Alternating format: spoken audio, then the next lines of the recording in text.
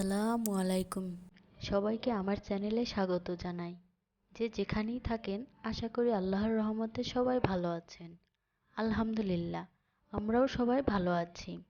সবাইকে রমজান মুবারক। দোয়া করি আল্লাহ সবাইকে 30 রোজা রাখার তৌফিক দান করে। রমজান মাস শুরু হওয়ার আগে থেকেই সবার প্রস্তুতি শুরু হয়ে যায়। রোজা রেখে বাড়তি কষ্টগুলো করতে ইচ্ছে করে না। সবার মতো আমারও করতে হয়েছে। আজকে প্রথম রোজা, তাই বাড়তি কোনো কাজ রাখিনি।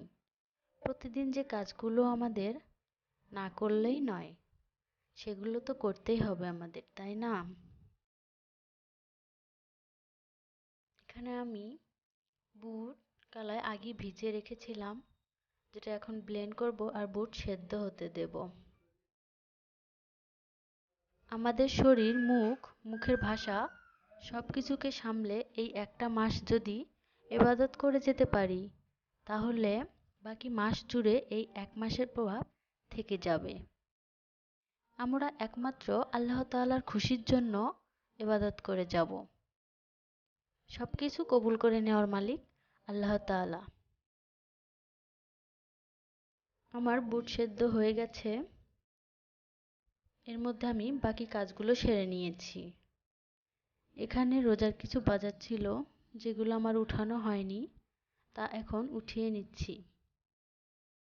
এর মধ্যে আমি আমার বাবুকে সময় দিয়েছি।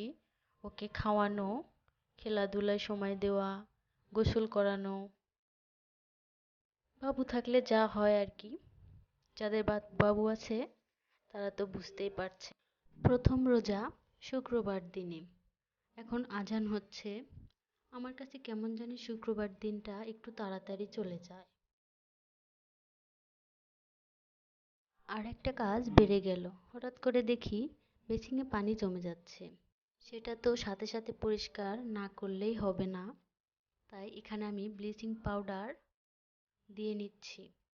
আর এরকম ফুটন্ত গরম পানি আমি একটু একটু করে বেসিনে ঢেলে দিচ্ছি।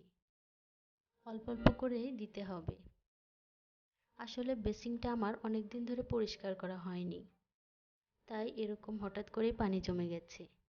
অন্তত সপ্তাহে একদিন যদি আমরা গরম পানি দিয়ে বেসিনটা এভাবে পরিষ্কার করে নেই, তাহলে আর কখনো এরকম পানি জমবে না।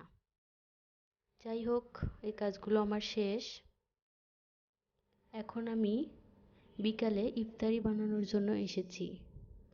আজকে একটু তাড়াতাড়ি আসলাম, প্রথম রোজা, তার উপর বাবু নিয়ে। বিকেলবেলা দেখা যাবে যে তাড়াহুড়া করতে হচ্ছে সময় নেই বলে। এখানে আমি বেগুনি করব, তাই বেসনটা রেডি করে নিচ্ছি। মশলা দিয়ে বেসনটা মাখিয়ে তারপর একটু একটু করে পানি দিয়ে আমি বেসনটা গুলিয়ে নিলাম। আমার গোলা হয়ে গেছে। আমি কড়াইতে তেলটা আগেই গরম করতে দিয়েছিলাম। এখন একে একে সব বেগুনিগুলো ভেজে নেব।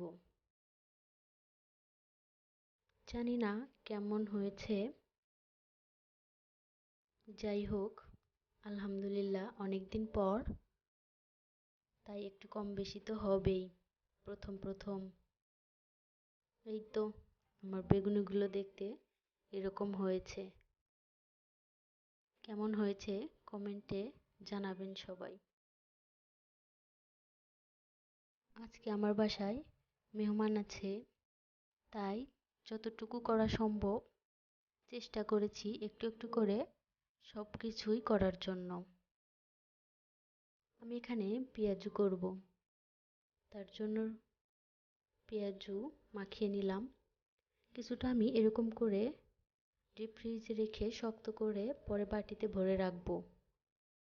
কারণ যেদিন শরীর ভালো লাগবে না, বাবু নিয়ে, বুঝতেই তো পারছেন, সময় কম থাকবে, ওই দিন আমি বের করে সাথে সাথে ভেজে নেব। এখন আমি বাকি পেঁয়াজগুলো ভেজে নিচ্ছি। এই তো আমার পেঁয়াজু ভাজাগুলো দেখতে এরকম হয়েছে। এখন আমি একে একে আর বাকি পেঁয়াজগুলো ভেজে নেব। এখানে আমি বুট করব, তার জন্য পেঁয়াজ ভেজে তাতে মশলা দিয়ে হালকা নেড়েচেড়ে একটু পানি দিয়ে কষিয়ে নেব। তারপরে সেদ্ধ করে রাখা বুটগুলো আমি ঢেলে দিব, তাতে একটু পানি দিয়ে হালকা কষিয়ে নেব। মাঝে আমি দু একবার নেড়েচেড়ে দিয়েছি, যেহেতু সেদ্ধ করা তাই বেশি কিছু করতে হয়নি। এই তো আমার বুট রেডি হয়ে গিয়েছে, দেখতে এরকম হয়েছে। আলহামদুলিল্লাহ। এই তো আজকে আমার এগুলি ইফতারি ছিল, আজকের মতো এই যেগুলো পর্যন্তই। বানালাম। দেখা হবে নেক্সট ভিডিওতে। ততক্ষণ সবাই পাশে থাকবেন, ভালো থাকবেন, সুস্থ থাকবেন। আল্লাহ হাফেজ।